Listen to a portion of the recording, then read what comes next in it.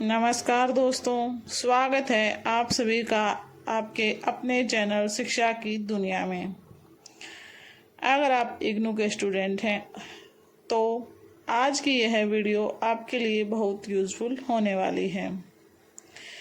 इस वीडियो में मैं आपको असाइनमेंट के आंसर नहीं बल्कि असाइनमेंट से जुड़ी हुई इम्पोर्टेंट जानकारी दूंगी जो असाइनमेंट को तैयार करने से लेकर सबमिट करने तक आपके बहुत काम आएगी।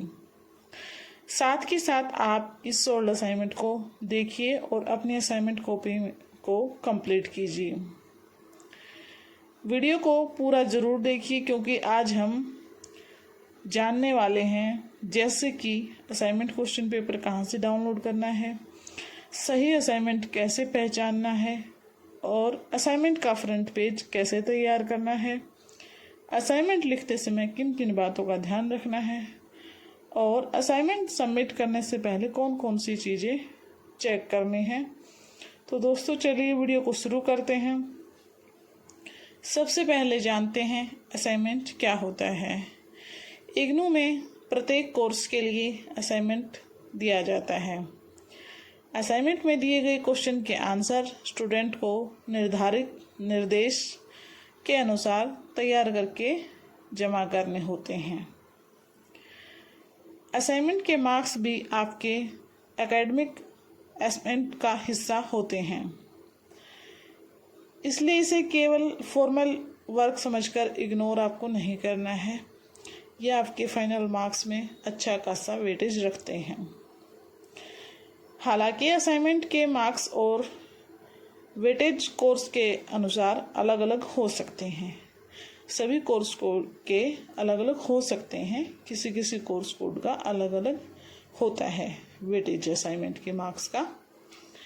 इसलिए अपने करंट असाइनमेंट और प्रोग्राम की इंस्ट्रक्शंस जरूर चेक करें। अब आगे बात करते हैं कि असाइनमेंट क्वेश्चन पेपर आपको डाउनलोड कैसे करना है। इग्नू की ऑफिशियल करंट असाइनमेंट पोर्टल पर जाना है, जहां आप अपने प्रोग्राम और कोर्स के अनुसार असाइनमेंट खोज सकते हैं।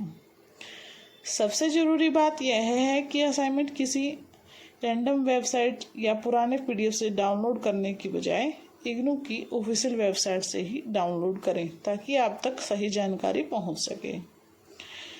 इग्नू के करंट असाइनमेंट पेज पर प्रोग्राम कोड या फिर अपना कोर्स कोड से सर्च करने की सुविधा उपलब्ध है। असाइनमेंट डाउनलोड करने से पहले वैलिड सेशन और कोर्स कोड जरूर चेक कर लें और ये भी ध्यान रखें कि आपका जो सेशन हो आप उसी को सिलेक्ट करें। ध्यान रखना है पुराना असाइनमेंट देखकर उसे करंट असाइनमेंट ना समझ लें।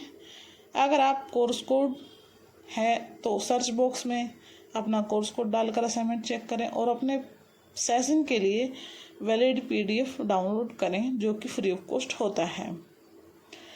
अब आगे जानते हैं कि असाइनमेंट का फ्रंट पेज आपको बनाना कैसे है। असाइनमेंट का फ्रंट पेज बहुत इम्पोर्टेंट होता है। फ्रंट पेज पर सामान्य रूप से आपको बेसिक डिटेल्स लिखनी होती हैं जैसे कि आपका नाम, enrolment number, programme code, course title, study centre, regional centre, assignment number, आपकी जीमेल आईडी, मोबाइल नंबर और डेट आदि। ये सभी ज़रूरी चीज़ें आपको फ्रंट पेज पर मेंशन करनी होती हैं। अब आगे है कि आपको कौन सी बात ध्यान में रखनी है। इम्पोर्टेंट बात यह है, हर इग्नू प्रोग्राम में फ्रंट पेज एग्जैक्ट फॉर्मेट एक जैसा नहीं हो सकता है। कुछ प्रोग्राम में अलग डिटेल मांगी जाती है, इसलिए अपने असाइनमेंट पीडीएफ में दिए गए निर्देश में अलग डिटेल मांगी गई है तो उसे जरूर देख लें। इग्नू के अलग अलग करंट असाइनमेंट डॉक्यूमेंट्स में फ्रंट पेज पर अलग अलग डिटेल मांगी गई है। उदाहरण के लिए कुछ असाइनमेंट्स में name, address, enrolment number, admission session, course code, course title और रीजनल सेंटर ही मांगा जाता है। इसलिए मेरी सलाह है कि आप मेरे बताए फॉर्मेट को बिल्कुल भी एग्जैक्ट कॉपी ना करें। पहले ध्यान दें कि आपको अपना कोर्स कोड कौन सा है और उसमें कैसा निर्देश दिया गया है।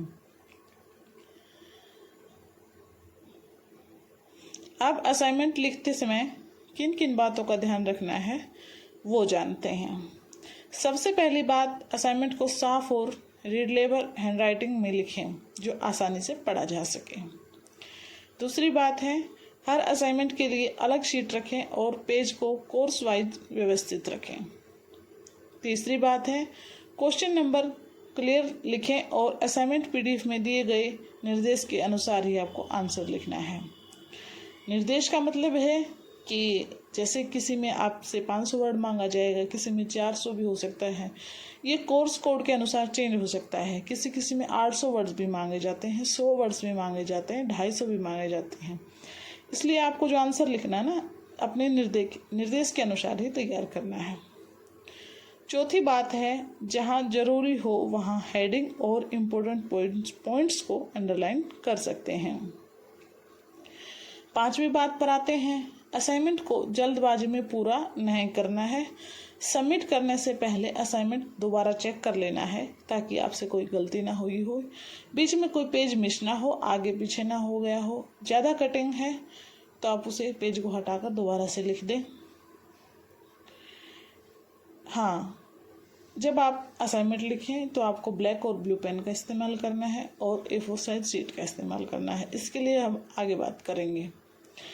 इग्नू की गाइडलाइन में A4 paper, margin, question number और नीट प्रेजेंटेशन जैसी बातों का उल्लेख मिलता है, लेकिन पेपर साइज और एग्जैक्ट फॉर्मेटिंग प्रोग्राम की निर्देश के अनुसार अलग हो सकती है। इसलिए हमेशा अपने असाइनमेंट पीडीएफ को सेव करें और उसमें जो निर्देश दिया गया है उसी को फॉलो करें। एक और बहुत ज़रूरी बात, असाइनमेंट अपनी हैंडराइटिंग में अपने शब्दों में लिखना चाहिए। जहां आपको प्रोग्राम की निर्देश हैंडराइटिंग सबमिशन मांगी जाती है, यहाँ से आंसर आप जरूर देख सकते हैं, लेकिन उसे थोड़ा मॉडिफाई करके लिखें। अपने शब्दों में लिखने की कोशिश करें, इससे आपके अच्छे मार्क्स आएंगे। किसी दूसरे स्टूडेंट का असाइनमेंट बिल्कुल भी कॉपी नहीं करना है। इग्नू के कई करंट असाइनमेंट गाइडलाइंस में कॉपी को लेकर स्पष्ट निर्देश दिए गए हैं। अब बात करते हैं असाइनमेंट सबमिट करने की। असाइनमेंट तैयार होने के बाद उसे कहाँ सबमिट करना है, यह आपके प्रोग्राम और रीजनल सेंटर की करंट इंस्ट्रक्शंस पर डिपेंड कर सकता है। कहीं फिजिकल सबमिशन की व्यवस्था होती है और कुछ रीजनल सेंटर में ऑनलाइन सबमिशन के लिए लिंक दिया जाता है। इसलिए आपके स्टडी सेंटर की गाइडलाइन जरूर देख लें। सिर्फ पुराने यूट्यूब वीडियो को जानकारी पर डिपेंड आपको नहीं रहना है। किसी भी पुराने वीडियो की जानकारी आप अगर रखते हैं तो एक बार नई वीडियो देख लें या फिर अपने जो स्टडी सेंटर हैं वहाँ पर पता कर लें। अपने रीजनल सेंटर की लेटेस्ट नोटिस आपको ज़रूर चेक करनी है, चाहे वो किसी भी बारे में हो। अगर ऑनलाइन सबमिशन की सुविधा दी गई है तो पीडीएफ बनाते समय रीजनल सेंटर की निर्देश को ध्यान में रखना है और उसको फॉलो करना है। कुछ रीजनल सेंटर निर्देश में कोर्स वाइज सिंगल पीडीएफ और फर्स्ट पेज पर स्टूडेंट डिटेल्स जैसी रिक्वायरमेंट्स दी गई है। मेरी तरफ से आपके लिए कुछ बहुत ज़रूरी सुझाव है दोस्तों। असाइनमेंट सबमिट करने के बाद उसका प्रूफ ज़रूर आपके पास रखें। जो आपकी रिसीविंग स्लिप होती है वो आपको ज़रूर से ज़रूर वहाँ पर लेनी है और उस पर आप जिस भी अध्यापक को अपने असाइनमेंट सौंप रहे हैं, सबमिट कर रहे हैं, उनके सिग्नेचर होना ज़रूरी है। और जितने भी आप कोर्स कोड के सोल्ड असाइनमेंट सबमिट कर रहे हैं सभी उस रिसीविंग स्लिप पर मेंशन होने चाहिए। अगर आपका एक भी कोर्स कोड छूट जाता है तो आपके उसके नंबर नहीं लग पाएंगे।